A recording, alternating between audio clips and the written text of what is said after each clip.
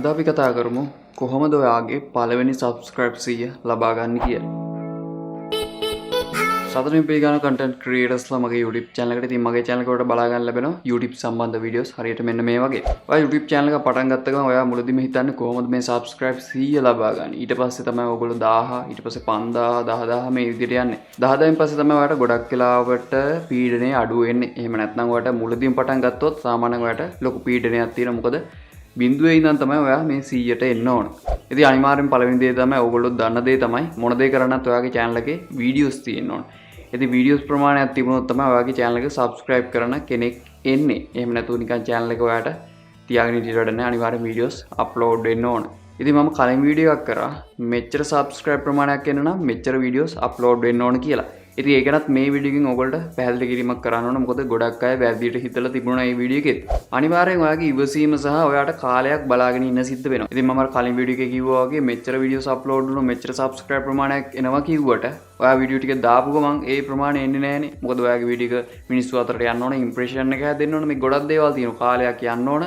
ඔයා අද මේ වීඩියෝ 50ක් දැවපත් හෙට ඔයාට subscribe නැහැ. එහෙම නැත්නම් මාස 6ක් යනකම් ඔයාට කිසිම ප්‍රතිඵලයක් නැහැ. සමහරවිට අවුරුද්දක් අවුරුදු එකමාරක් මේ ඔක්කොටම මම විසඳුම කියන්න මේ වීඩියෝ එකෙම. ඉතින් මේ වගේ කාලයක් ඔයාට බලාගෙන ඉන්න සිද්ධ වෙනවා ඉවසීමෙන්. එහෙම නැතුව ඔයාට ඉක්මනට මේ වැඩේ කරන්න බෑ. subscribe 100 නම් මෙතනදී ගොඩක් වෙලාවට ලේසි වෙයි ඔයා මම මේ කියන දේවල් ටික හරියට මතක තියාගත්තොත්. අනිවාර්යයෙන් මේ වීඩියෝ එකට අමතරව ඔයගොල්ලෝ වැදගත් වීඩියෝ එකක් තියෙනවා මම පහළ description එකේ දාලා තියෙනවා. ඒ වගේම ඔයාට උදව් කරන මොන හරි tool එකක් තියෙනවා software එකක් තියෙනවා නම් ඒ දේත් පහළ description එකේ ඔයාලට බලා ගන්න පුළුවන්. අනිත් දේ තමයි ඉවසීම සහ කාලය මම කිව්වා අවශ්‍යයි කියලා. මේ දෙකම තිබුණත් වැඩක් නැහැ.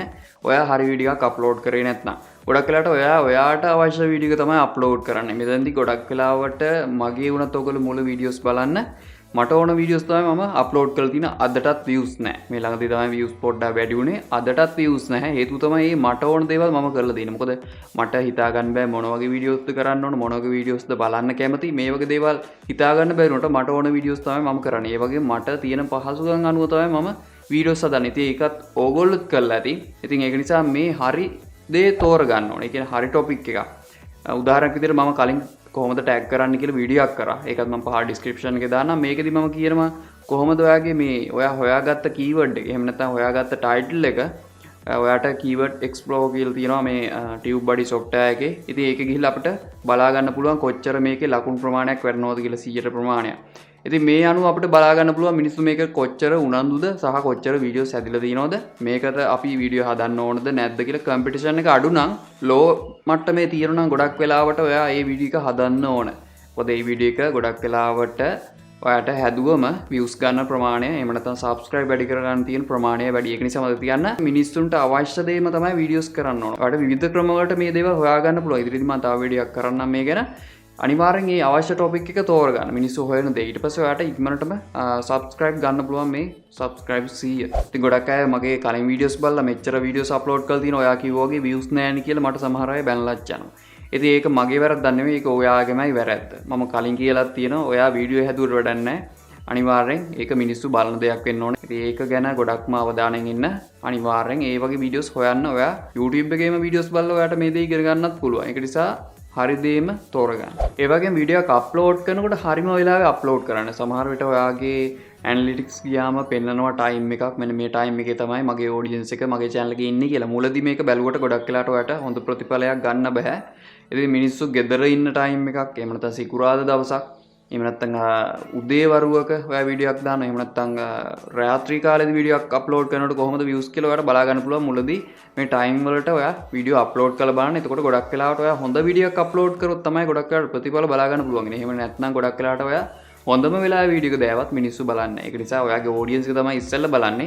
ඉතින් මේගොල්ලෝ උනන්දු නම් තමයි මේක තවත් අය අතරට යන්නේ. එතකොට තමයි අර ඉම්ප්‍රෙෂන් එකත් වැඩි වෙන්නේ. ටිකක් දාපු පමණින් එකපාරට මේ දේවල් සිද්ධ වෙන්නේ නැහැ. සමහරට ඔයාලට මාස 6ක් විතර ඉන්න සිද්ධ වෙයි.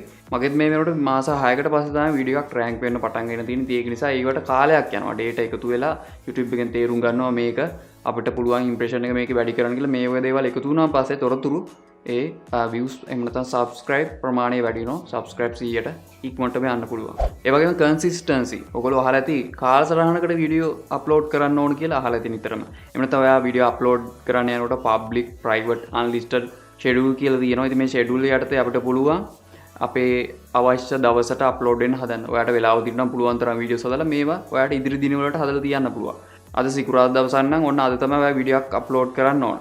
ඔයා මේ අදම අප්ලෝඩ් කරන්න. හෙට නෙමෙයි අදම අප්ලෝඩ් කරනවා. අද හවස 6ට නම් අනිවාර්යෙන් අද හවස 6ට ඔයා අප්ලෝඩ් කරනවා. මෙන්න මේ වගේ ඔයා નિયમિત වෙලාවට වීඩියෝ එක අප්ලෝඩ් කරනවා. මොකද මෙහෙම අප්ලෝඩ් කරගෙන යනකොට තමයි ප්‍රමාණයක් එකතු වෙන්නේ. ඔයාගේ වීඩියෝ එක ඇත්තටම හොඳ නැතුණා සමහර විට කට්ටිය එකතු වෙනවා. මොකද වීඩියෝ එක බලන්නෙම නැතුණාම හරි ඔයාගේ channel එකට එකතු වෙනවා. ඔයාගේ වීඩියෝ එකට එකතු වෙනවා. ඉතින් ඒක තමයි හොඳම දේ. අනිවාර්යෙන් එක දිගට වීඩියෝස් දාන්න ඕන හරිම වෙලාවට. අනිත් දේ තමයි ඔයාගේ වීඩියෝ එකේ ප්‍රොඩක්ෂන් ක්වොලිටි එක උපරිම කරන්න. මොකද ඉස්සර වගේ නෙමෙයි දැන් එන්න මිනිස්සු මේ ක්වොලිටි එකට පුරුදු වෙලා තියෙනවා. මොකද ගොඩක් අයගේ channel බැලුවොත් ඕගොල්ලෝ දැකලා ඇති මුලදී ප්‍රොඩක්ෂන් ක්වොලිටි එකක් නැති කාලේ බලනවා අඩුයි. ප්‍රොඩක්ෂන් ක්වොලිටි එක ඇති වුණ කාලේ බලන ප්‍රමාණය ගොඩක් වැඩි. මොකද කලින් තිබුණේ content quality එක විතරයි. ඒ කියන්නේ වීඩියෝ එකේ ගුණාත්මක භාවය විතරයි.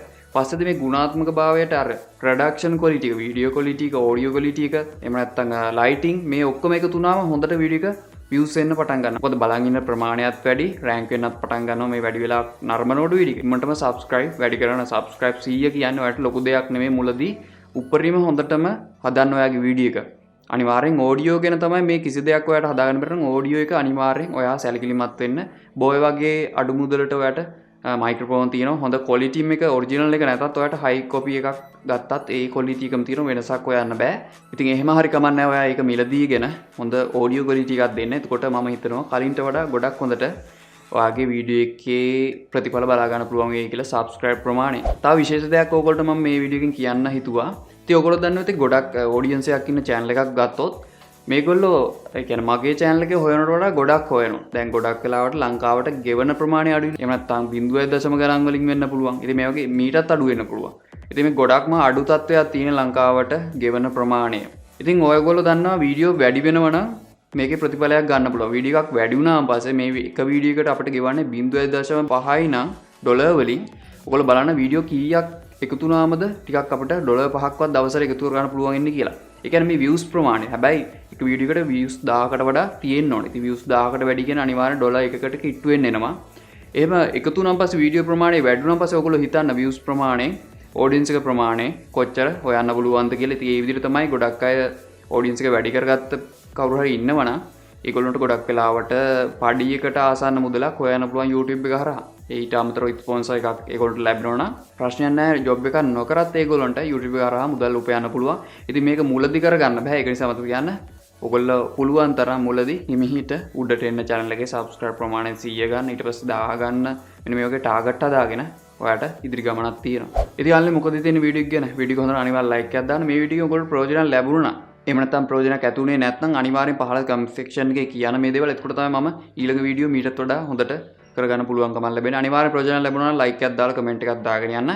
ඒ වගේම subscribe කරපු නැති කෙනා නම් දැන්ම subscribe කරලා ඊට තියෙන bell icon එක on කරගන්න. එතකොට තමයි ඔයාලට වීඩියෝ එකක් දාපු ගමන් ඉක්මනටම වීඩියෝ එක බලා ගන්න ලැබෙන්නේ. ඒ වගේම share කරන්න කැමති නම් විතරක් යවන්න බලා ගන්න. මේ වගේ තවත් වීඩියෝ එකක් හැමතිස්සෙම සුබ දවසක් ගිහින් එන්න.